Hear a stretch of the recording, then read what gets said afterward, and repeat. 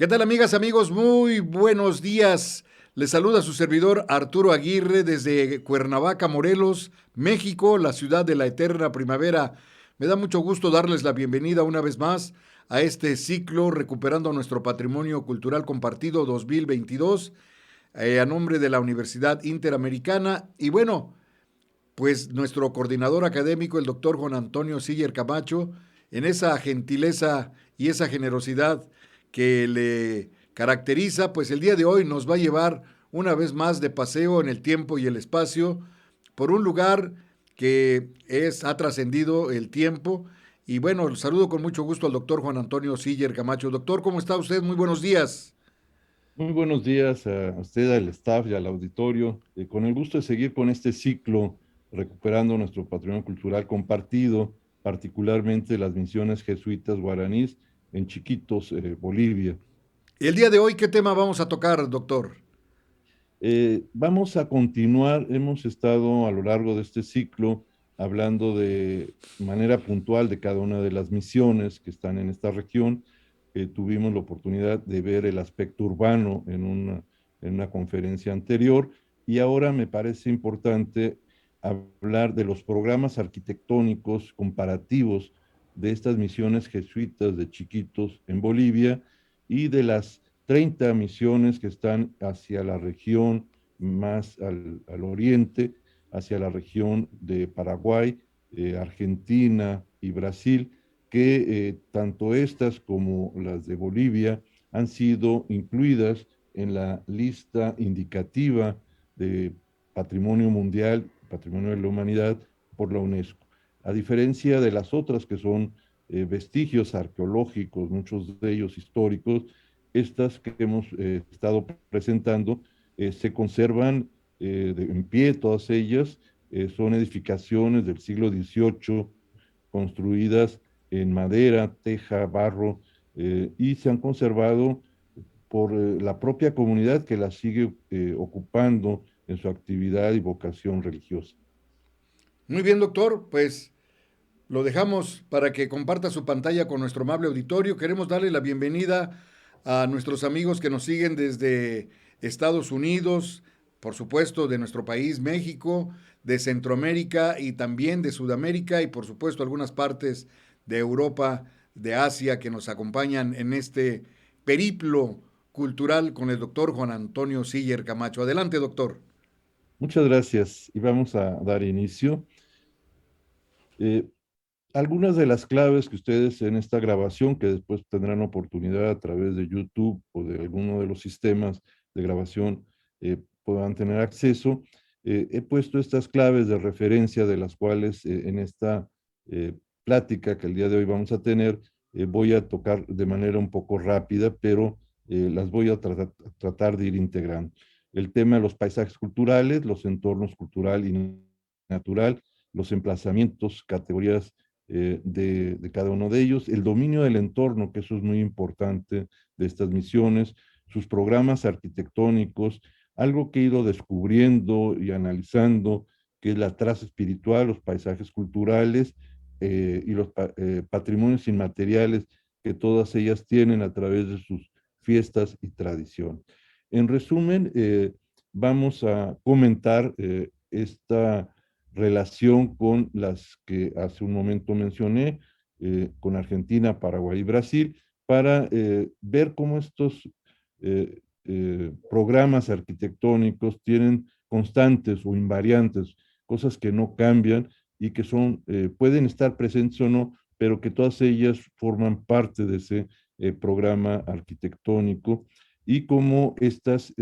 particularmente esta experiencia de lo que se ha llamado reducciones o República de Indios, fueron muy exitosas hasta la expulsión de los jesuitas. Vamos a ver cómo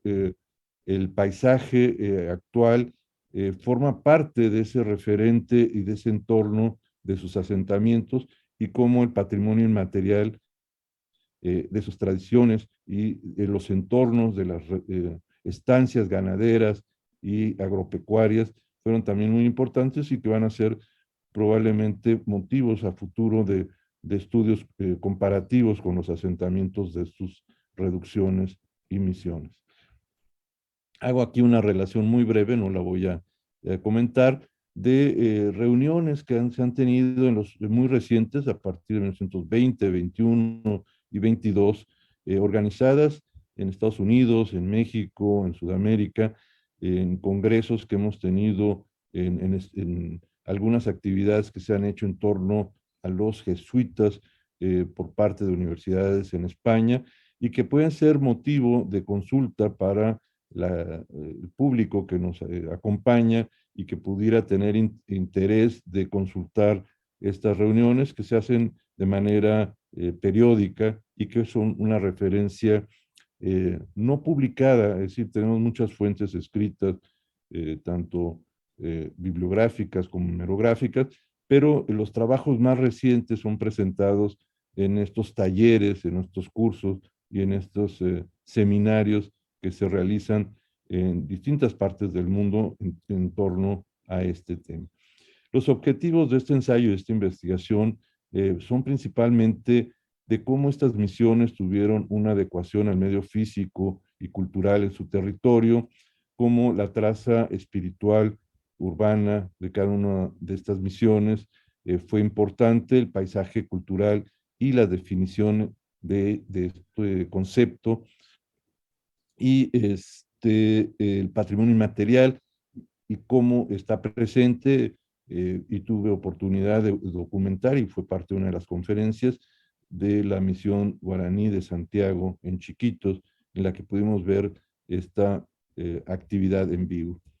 Los paisajes culturales se definen de distinta manera por parte de la UNESCO, son varias categorías, pueden ser por jardines históricos, que era la más antigua, la más tradicional, los paisajes evolutivos que tienen que ver con actividades y cultivos, cómo serían las actividades agropecuarias de las misiones en su entorno, los paisajes fósiles o relictos, que son paisajes que llegaron a un término, y un paisaje continuo en el tiempo,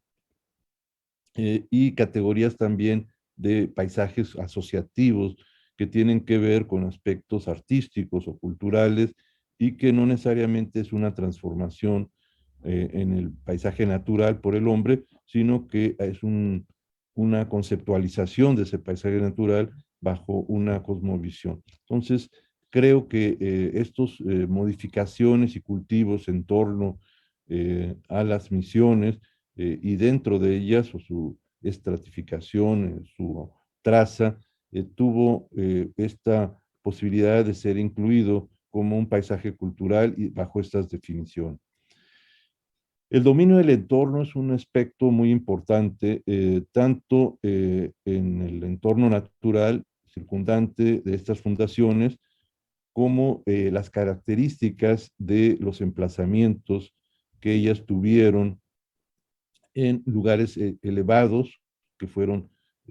identificados, que permiten tener una ventilación permanente, ser frescos y evitar inundaciones. Siempre el punto más elevado permite que esos escurrimientos en la topografía del lugar pueda ser canalizada a depósitos de agua perimetrales y tener un abastecimiento de agua cercano, además de la cercanía de muchos de ellos, de ríos, represas que se habían elaborado en su momento, y transporte a través de la comunicación fluvial de los ríos principales. Los componentes urbanos arquitectónicos invariantes, este concepto invariante es constante, es algo que es constante, algo que no varía. No son variantes, sino son parte de una constante en su diseño, que pueden estar algunos de ellos presentes, pero que siempre forman parte de las características que estas reducciones o misiones tuvieron, dependiendo de su extensión. Algunas tienen presentes muchos de estos componentes y otros solamente algunos de ellos, pero siempre son constantes en su diseño y su fundación. Dentro de la distribución espacial y funcional de las misiones jesuitas, tenemos espacios destinados a habitaciones y servicios religiosos de los padres jesuitas, espacios destinados para la habitación para los caciques indígenas, periféricos a la plaza principal, áreas de habitación para sus pobladores por grupos y filiaciones familiares o tribales, espacios destinados a la población indígena guaraní, espacios de hospedaje y posadas, que eran los más reducidos porque eran temporales. No podía haber población que no fuera indígena y los que por alguna razón llegaban al sitio estaban en un lugar periférico al asentamiento y de manera muy temporal. Las áreas compartidas por misioneros y poblaciones indígenas, las áreas de cultivo y plantaciones comunales y privadas. Había estos dos variantes, las estancias de ganado en los entornos a las reducciones en los poblados indígenas o reducciones, las comunicaciones de tierra y caminos de agua a través de los ríos, los puertos temporales o permanentes que había en cada uno de los puntos y todo el sistema de embarcaciones que era el que permitía el transporte a lo largo de distancias de mayor alcance. Los espacios para el culto y celebración en la misa estaban compuestos por el templo o iglesia principal, las capillas en la plaza principal y sus torres, la torre campanario principal, el portal, nave, corredores, presbiterio o altares, sacristías, que formaban parte de la comunicación entre el claustro o la casa de los padres y la sacristía contigua al altar contra sacristías o sacristías dobles, en otro de los costados del propio altar o presbiterio, el púlpito en la parte central de la nave sobre el eje transversal, un bautisterio que en muchos aparece y lo podemos observar en uno de los espacios laterales del templo, los confesionarios que eran 2 o 4 separados por género, el coro alto en la entrada, bajo la entrada principal, la sala de capítulo que había en algunos de ellos, el cementerio o camposanto que también estaba segmentado en cuadrantes para niños, niñas, hombres y mujeres, géneros y edades, las capillas funerarias del cementerio Calvarios, que a veces eran 2 en la entrada a la plaza y una contigua al cementerio, la forma de las sepulturas, los velatorios, que también formaban parte de este sistema. En cuanto a las celebraciones religiosas y civiles, tenemos la plaza bajo esta característica de polifuncional, es decir, no era un atrio, podía ser un atrio, podía ser una plaza, podía ser un espacio festivo, lúdico, para celebraciones teatrales, caramuzas, etcétera. Estaba constituido cuando era utilizado para ceremonias religiosas por 4 cruces que eran permanentes en el centro de la plaza, perdón, 4 palmeras en el centro de la plaza en una cruz y 4 cruces en las esquinas de la plaza. Había esta cruz principal con 4 palmeras, las capillas y torres de ingreso a la plaza que también son identificadas, una columna en algunos casos con la advocación de la imagen del templo o del poblado, los caminos procesionales periféricos al poblado o dentro de la traza y cruces de camino procesional y estaciones de Via Crucis, que en muchos de ellos los tenemos presentes. Los dormitorios de los padres estaban constituidos por portería exterior, puerta principal de ingreso, porticado, primer claustro, aposentos de padres y cuartos, pasos del primer claustro al segundo, una puerta a arreglar, que era como se llamaba, pórtico perimetral interior y exterior, las letrinas hacia la zona de las huertas y lo que se llamaba los placeres, que eran las áreas de aseo, también en esta área de dormitorios y contiguos a la huerta en la parte posterior. Había servicios de salud, había un pequeño hospital, habitaciones destinadas a este servicio. En algunos de los casos estaban separadas en la periferia a la misión, en donde había plantas medicinales, una especie de botica herbolaria medicinal y huertas y plantas de cultivo también en la huerta principal. Había aulas en torno al patio, a uno de los patios del colegio, patio de talleres, bibliotecas principales con obras muy, muy importantes en latín y obras de tratadistas y obras relativas a la enseñanza de la música, talleres generales de carpintería, herrera y otros, almacenes, bodegas y materiales de herramienta, y sobre todo había un reloj en el centro de este patio que daba el ritmo, el tiempo a las celebraciones y a las actividades que en ese lugar se realizaban. El servicio y los alimentos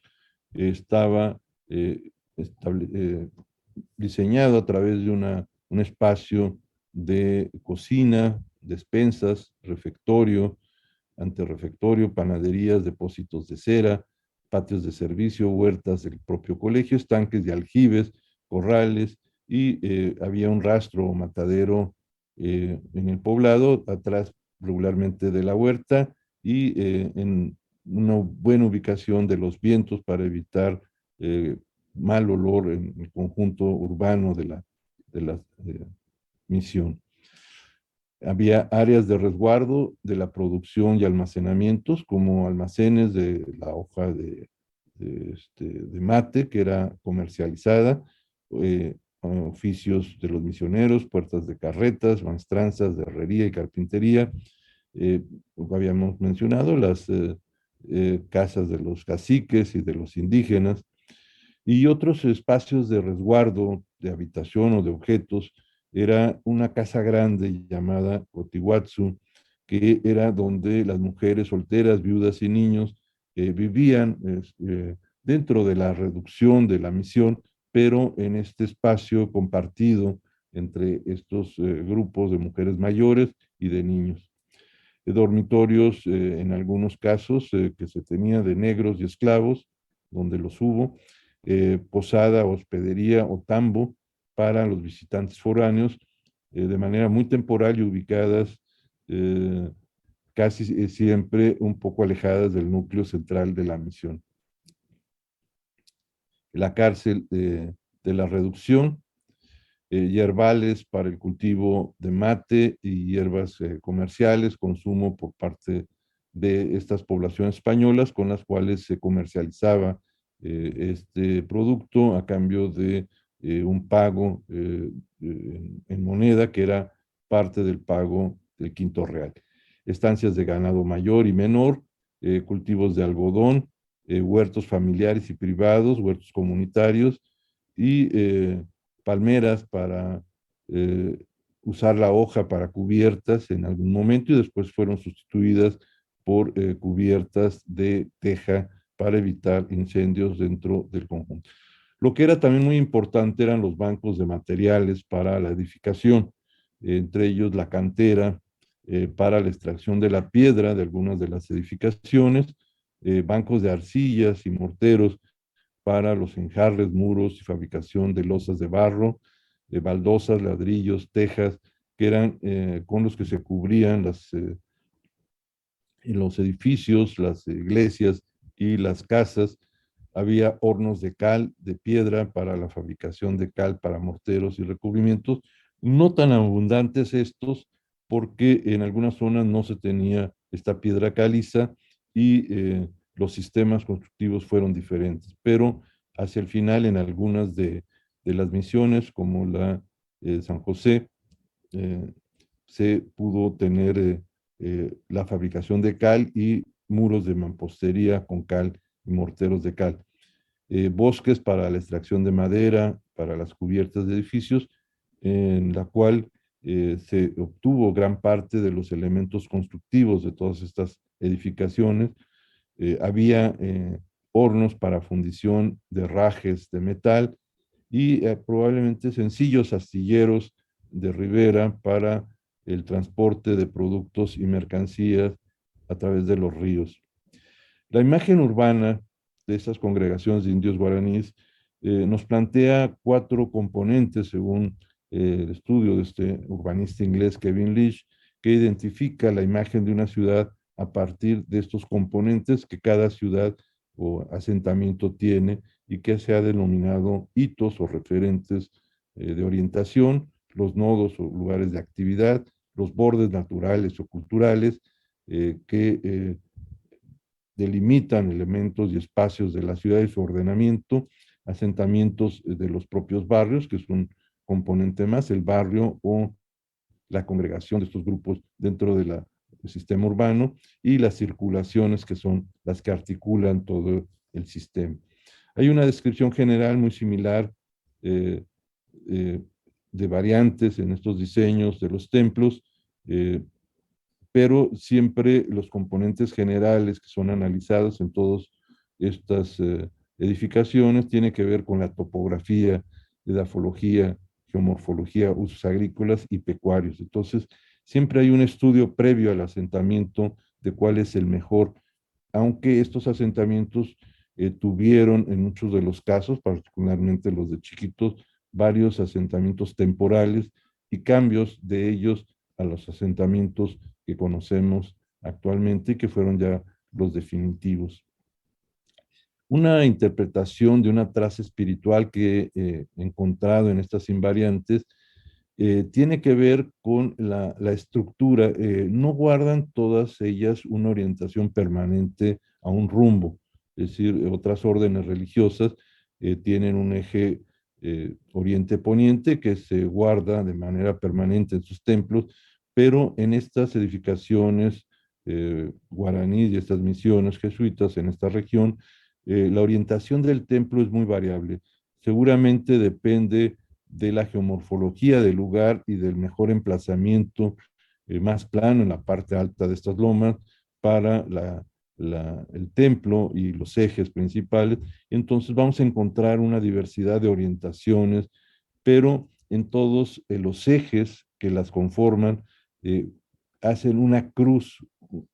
un acceso transversal y un eje longitudinal que llega a la misión a través del eje de la torre, principalmente, más que el del templo, que es la conexión entre el cielo y la tierra. Esa idea de la torre era una conexión de ese espacio que en otros conceptos la conexión se hace a través de elementos arbóreos, como el ciprés que conecta al tierra, en muchos de los templos, la idea de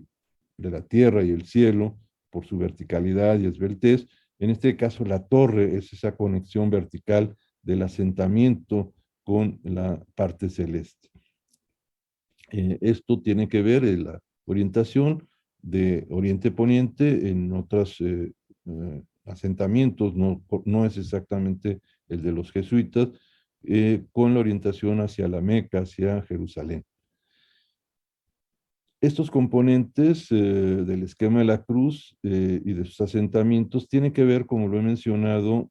a la forma de esa traza principal en donde dos de sus calles hacen esa cruz que se repite también en lo que es la nave del templo. Es decir, el templo va a tener un eje principal longitudinal y uno transversal. La cabeza de esa cruz va a ser el altar, el presbiterio, y quizás una corona que podríamos pensar podría ser la parte posterior siempre a la espalda del presbiterio, que es la huerta, como un lugar de florecimiento, como un lugar de renovación. Eh, entonces, esta idea que en otros templos se tiene del cuerpo de Cristo a lo largo de una cruz, que es el propio templo, de alguna manera también podría estar presente en esta traza de los templos, aunque no tienen cruceros, pero la estructura de sus ejes de circulación marcan dos ejes, uno a lo largo y uno transversal. Eh, los dos cruceros laterales marcan de alguna manera un eje hacia la vida, hacia la enseñanza, hacia el trabajo, y, y otro eje que atraviesa va a la zona del cementerio, del Calvario, del espacio funerario, y sería un poco esa idea del espacio temporal, es decir, el espacio de los hombres en la tierra y de la actividad en ella a través de esta vida espiritual y de la inmortalidad de la figura de Cristo en la parte central. Eh, los espacios, como lo he mencionado, están separados por géneros en la parte interior del templo, por principalmente hombres y mujeres, niños y niñas. Y luego tenemos algunos espacios que podríamos hablar que son espacios procesionales, es decir, eh, además de los litúrgicos en el propio templo, en la ciudad, cuando hay alguna festividad o ceremonia, los vamos a tener en ejes perfectamente marcados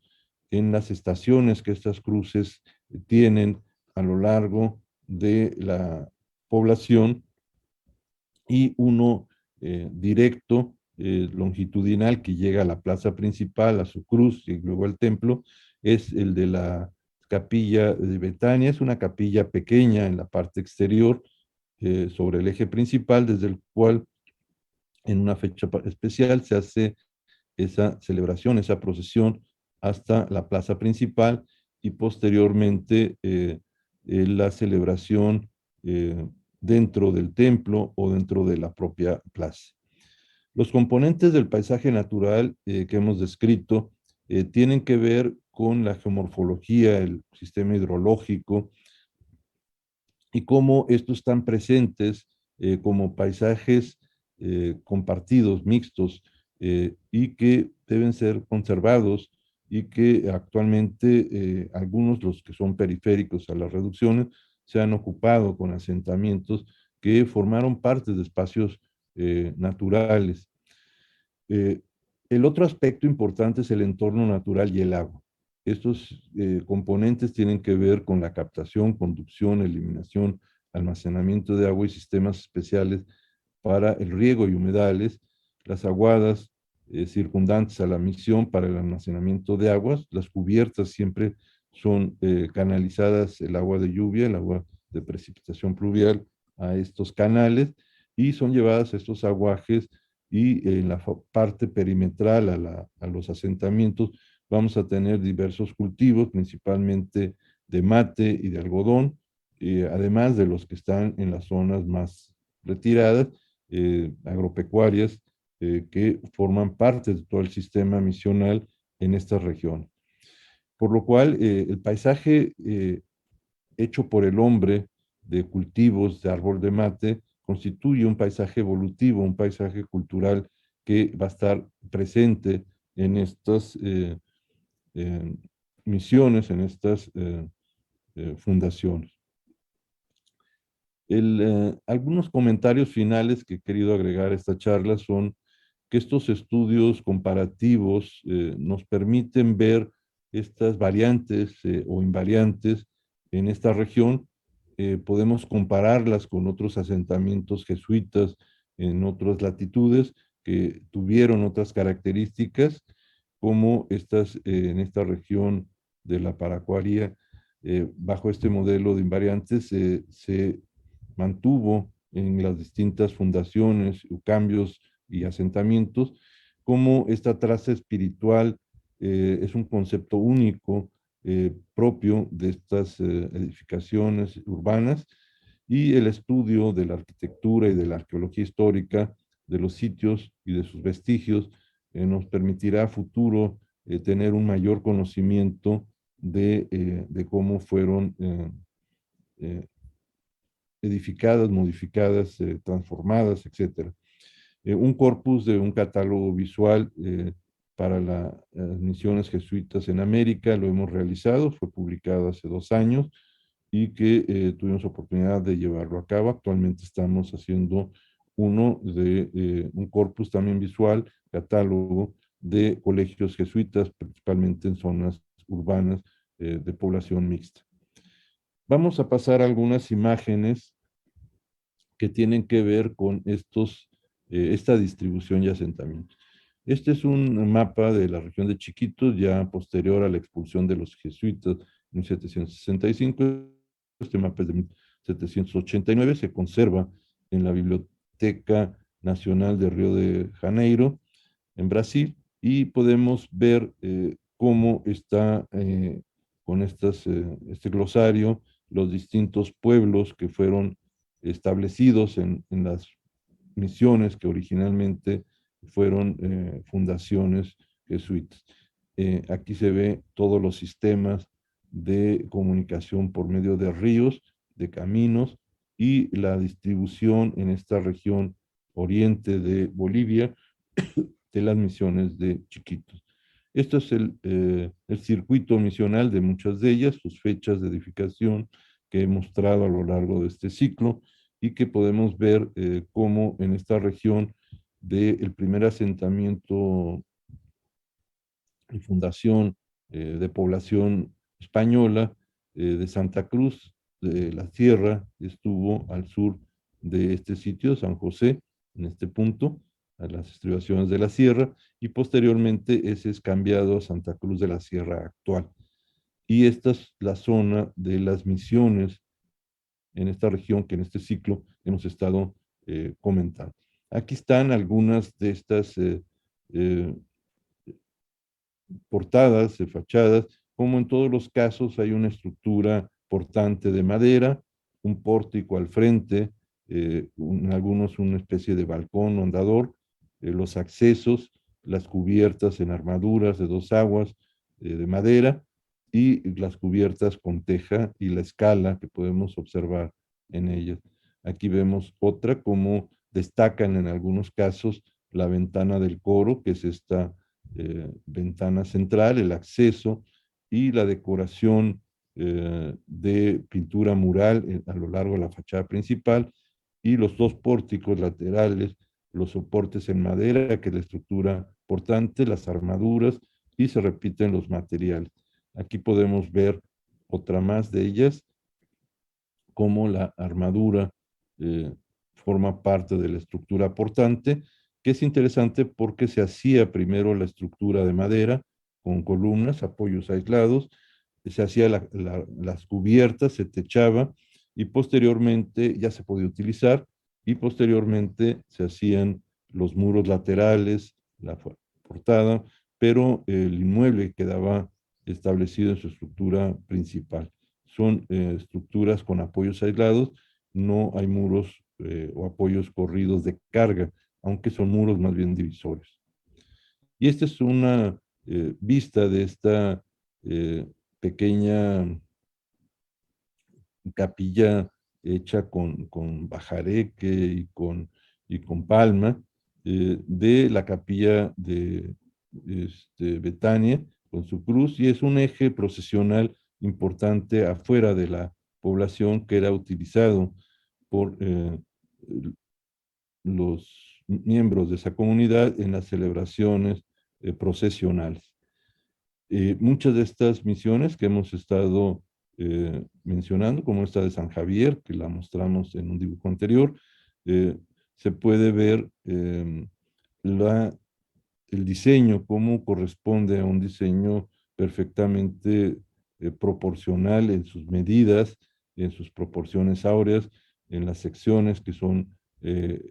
utilizadas para dar esa calidad, vean ustedes, de proporciones perfectamente diseñadas, no están simplemente puestas al azar, como es esta de San Javier. Vemos cómo todos los elementos corresponden a una geometría previamente trazada y que da las proporciones al conjunto.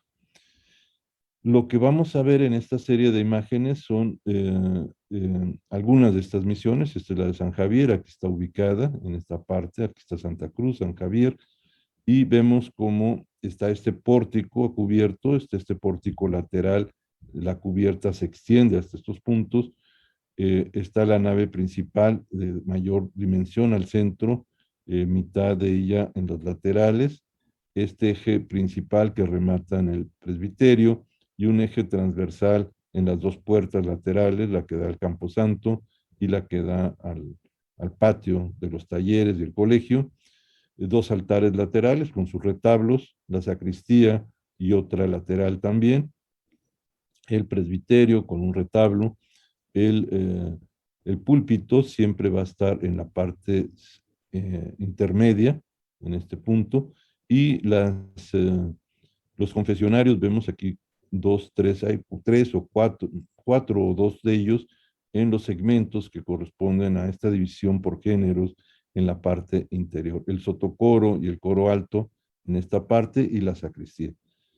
Este sistema lo podemos ver con estos puntos, son los apoyos de las columnas y otros están ahogados en este punto y que posteriormente se cerraron con muros. Pero estos muros no tienen un trabajo estructural. El trabajo lo hacen los apoyos aislados de la estructura inicial y su cubierta y su armadura, y posteriormente se cierra el recinto en los muros laterales con ventanas, puertas, etcétera, y una fachada principal que a veces tiene un acceso o a veces tres accesos y la ventana del coro en la parte superior. Este es el modelo de la misión de la Concepción. Ahí podemos ver en la parte de arriba donde está ubicada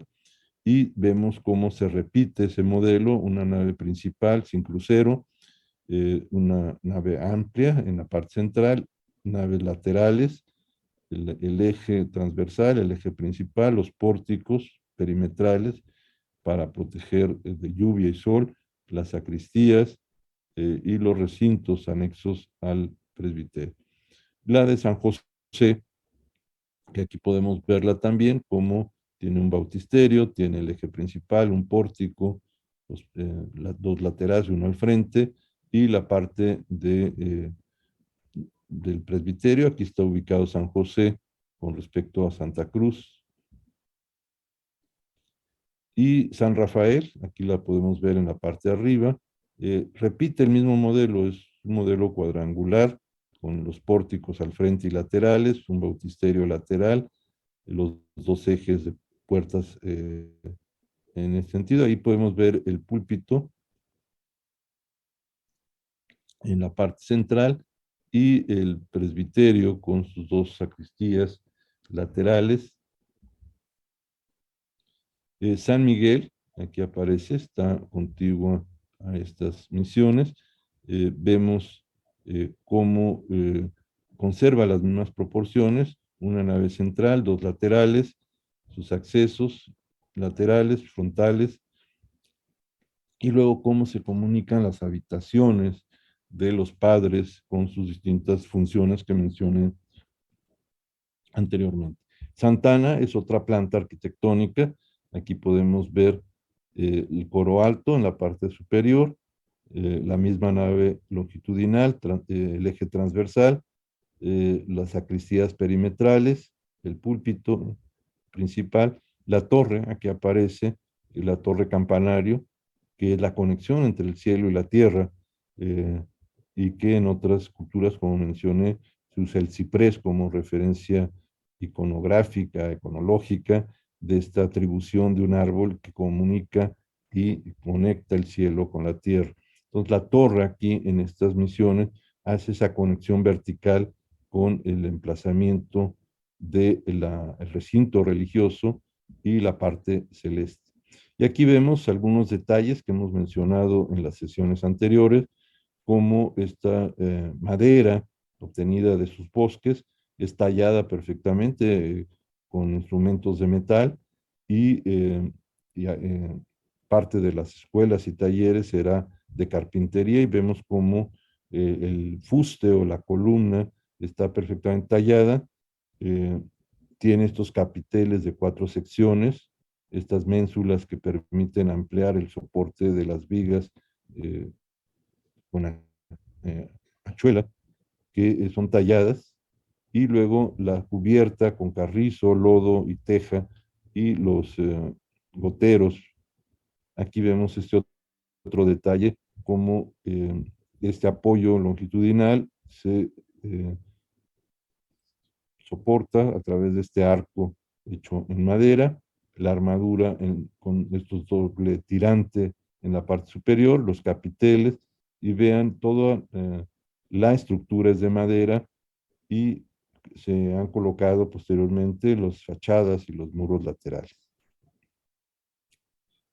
Aquí vamos a pasar rápidamente en los últimos minutos de esta charla a esta otra zona de estas 30 misiones que se han conservado a lo largo del río Paraná, el río este, Uruguay, Río Negro en la parte más abajo. Y aquí vemos las misiones que corresponden, algunas de ellas a la región de Brasil, que fue un territorio cedido a Brasil posteriormente, pero que fue un asentamiento español original, la zona de Corrientes en esta otra parte y la zona de Paraguay. Es decir, aquí vamos a tener algunas de estas misiones y su distribución. Esta es una representación que se hizo hipotética de San Ignacio Mini en estas misiones jesuitas y vemos cómo este eje llega a un pedestal, a una base, corresponde al eje del templo, la torre adosada no está separada, sino está adosada al templo, la puerta al colegio y el camposanto en el otro, la huerta en la parte de atrás y las casas perimetrales, dos capillas o velatorios en la parte de ingreso. Y luego aquí se ve una escaramuza de una actividad, a veces militares, a veces festivas, a veces lúdicas, que se realizaban en estos espacios. Aquí en un día común y corriente, como en la parte lateral donde estaban las habitaciones de los caciques y de los grupos indígenas, la actividad se realizaba de trabajo en un lugar semicubierto, que era este pasillo, este pórtico, y como el pedestal, aquí lo podemos ver con la advocación del templo, y como pues hay actividades diversas por sus pobladores, grupos de niños indígenas, y algunas otras, como las en Ignacio Mini, en este caso, han quedado pues en vestigios arqueológicos históricos. Aquí vemos la edificación que fue destruida, mantelada, pero vemos el emplazamiento en la parte alta de la loma, vemos los distintos componentes que hemos hablado y el poblado actual periférico que no corresponde al poblado original. El poblado original del asentamiento es en la parte alta de la loma. Este ya es el asentamiento que se hizo a partir de la expulsión de los jesuitas. Esta es una planta de San Ignacio Mini. Aquí vemos la plaza, el templo, los dos patios, el colegio y la forma del asentamiento perimetral de los pobladores. Aquí vemos la Candelaria, cómo están estas cuatro cruces, la torre, el templo, el camposanto, los patios del colegio y la huerta y las casas. Esta ilustrada, que es muy bonita, es una de las más bonitas, perfectamente definidos cada uno de los espacios. Aquí está el Cotihuatsu, este espacio para las mujeres viudas, solteras o niños, y vemos los distintos elementos y el emplazamiento. Y vean, esta parte son los cultivos de hoja de árboles de mate en la parte perimetral y en algunos casos se ven aguadas que recogían el agua de lluvia. Aquí se ve cada uno de estos espacios. El 7 es el asilo o orfanato, el Cotihuatsu, que es contiguo a la misión, separada de esta área de habitación. Este es el plano de los santos mártires. Ahí se ven las leyendas de cada uno de los espacios. San Juan Bautista en Brasil. Esta recreación en alzado del mismo. San Borja es otro, en esta otra región hacia Corrientes. Y esta otra de San Miguel, ahí se puede ver los espacios, la torre al centro, hay una torre acá, el reloj y la torre, los patios y luego el Camposanto, el Cotihuatsu y el asentamiento y a veces algunos talleres o hospitales periféricos. Aquí se puede ver este otro con estas actividades en la plaza. Y vean los ríos que pasaban cerca, los embarcaderos, la comunicación por embarcaciones, esta especie de hospital y herbolaria que está en este punto, corrales, el rastro, y estos cultivos periféricos al asentamiento, las aguadas que he mencionado, y los accesos o caminos en esta cruz que se forma entre el eje principal este y luego la cruz que se forma en la parte interior. Este es San José Chiquitos, donde se ven las cuatro palmeras, martirio, alusivas al martirio, la cruz central, la torre, el templo y los servicios del colegio, talleres y la capilla funeraria. Y esto fue una recreación rápida que hice de estos elementos de su imagen urbana, como el hito va a ser la torre y el templo, el nodo va a ser esta actividad tanto del propio colegio y la misión como la que se hace de manera colectiva en la plaza. Los bordes van a estar marcados por estos elementos naturales eh, y los barrios, que no son realmente barrios, son los asentamientos de los grupos, diversos grupos indígenas, guaraníes principalmente, en la periferia. Y este es el trazo simbólico que he querido mencionar, de esta cruz que la traza genera, la cruz que se hace en la parte central, esta corona florida que es de la huerta, y el concepto en este eje transversal de vida y muerte, o sea, el camposanto y la actividad del colegio, de los talleres, etcétera, y la habitación en torno y, al emplazamiento de esta ciudad de Dios. Y los sistemas de captación de agua de esta elevación, como muchas de estas áreas de captación, que son los patios y cubiertas, se llevan aljibes o estanques en la huerta. Hay algunos otros depósitos periféricos y mucho del derrame de agua que se tiene del poblado y de sus pendientes están en estos eh, jagüeyes o aljibes, como les llamamos, periféricos, y luego las áreas de cultivo, que pueden ser el algodón en algunos casos, o el cultivo de árboles de hojamate. Con esto, este, concluimos en este estudio rápido, comparativo, de estos asentamientos que se han conservado, a diferencia de los que mostré, que están todos en un estado pues, arqueológico, en ruinas. Muchos de ellos se han consolidado, otros simplemente los vestigios están al ras del suelo. Se requieren trabajos arqueológicos para su estudio y conservación. Y, y esto nos permite ver en esa región estas misiones, llamadas misiones de frontera, cómo tuvieron estas congregaciones de población dispersa, de grupos guaraníes y otros más, y cómo fueron a través de los jesuitas concentrados en estas reducciones, y de alguna manera sirvieron como poblaciones de resistencia de frontera a la expansión del dominio portugués, que era colindante a este territorio español, y incursiones que tuvieron siempre de estos grupos portugueses que entraban a capturar grupos indígenas para las fincas y trabajos que se realizaban en la región que pertenecía a Portugal. Vamos a ver si a partir del staff tenemos alguna algún comentario o alguno de nuestros invitados participantes quisiera agregar algún comentario y pudiera poner en función de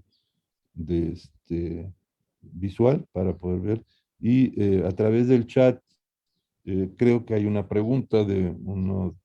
de las personas del público, es Laura Torres, nos dice: linda mañana, ha pasado eh,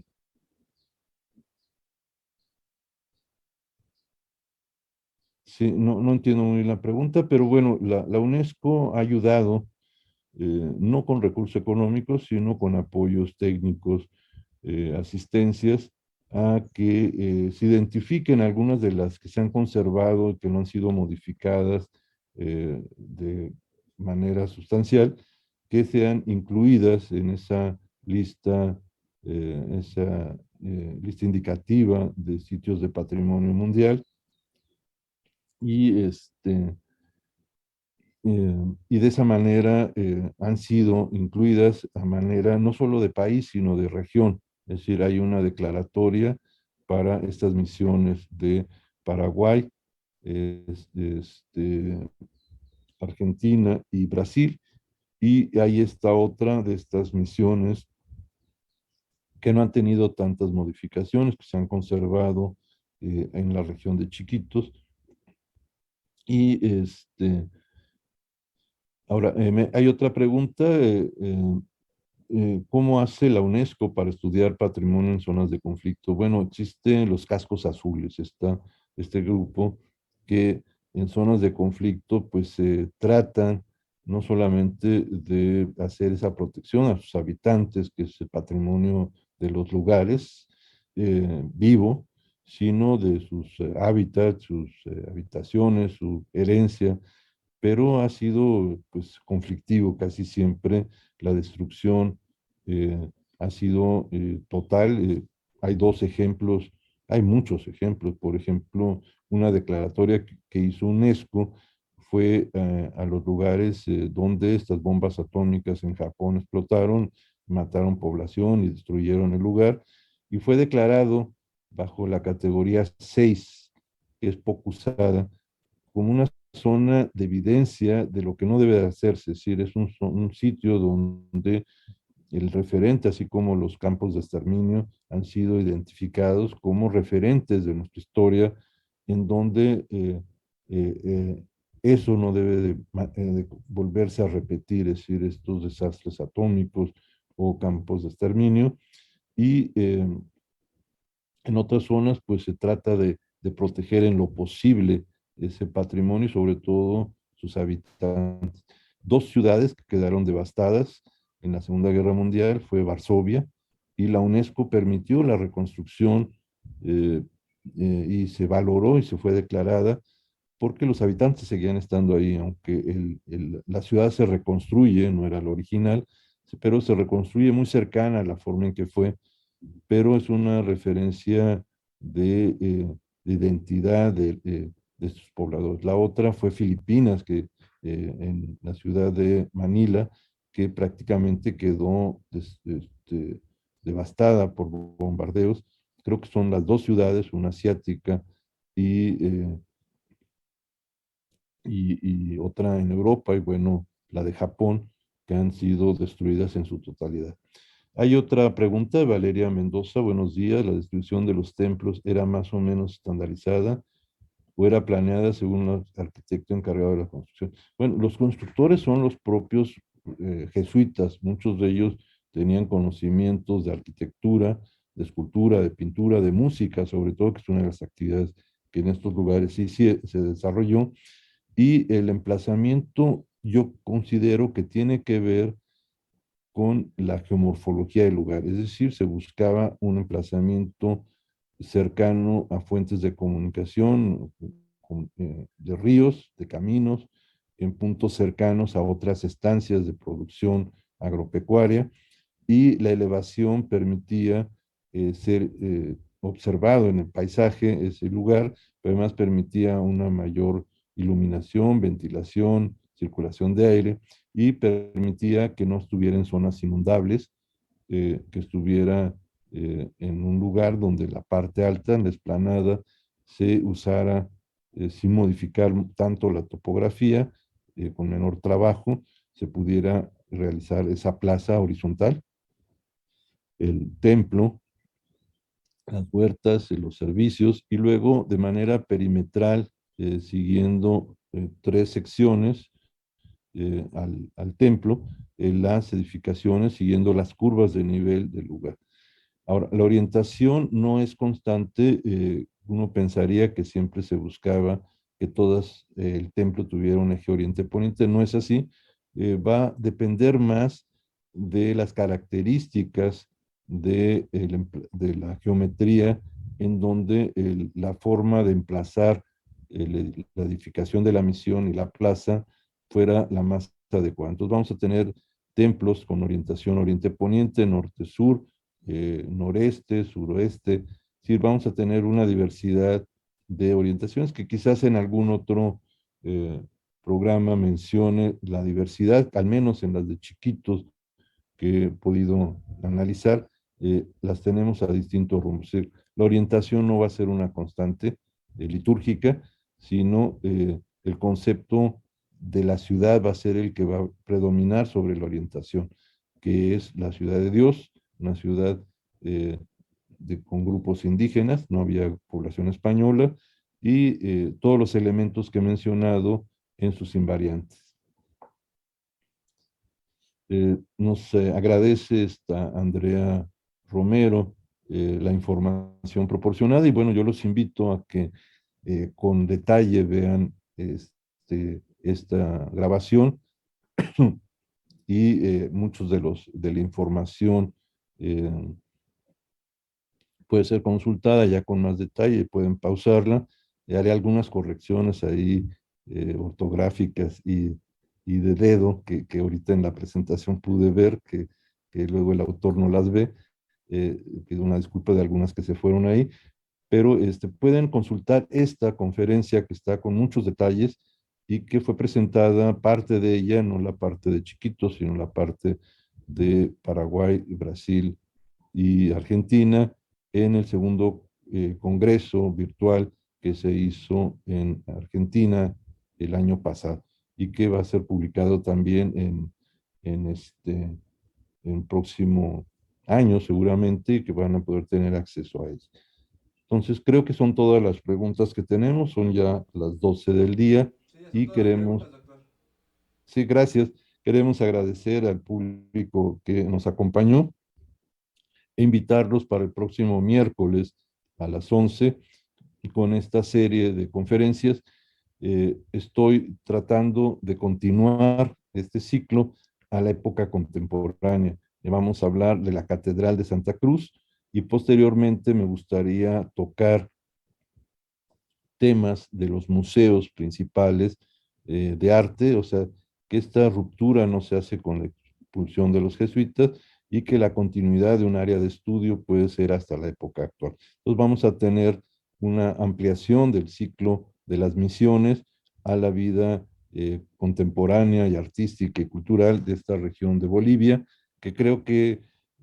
nos va a venir muy bien conocer esa continuidad cultural en una región y no con cortes a veces históricos que hacemos de periodos y de temporalidad. Pues agradezco a todos esta asistencia y nos vemos el próximo miércoles. Muchas gracias. Ya nos vamos, pero recuerda, estás en radioprimavera.mx. Buenos días, Cuernavaca. Buenos días, Morelos.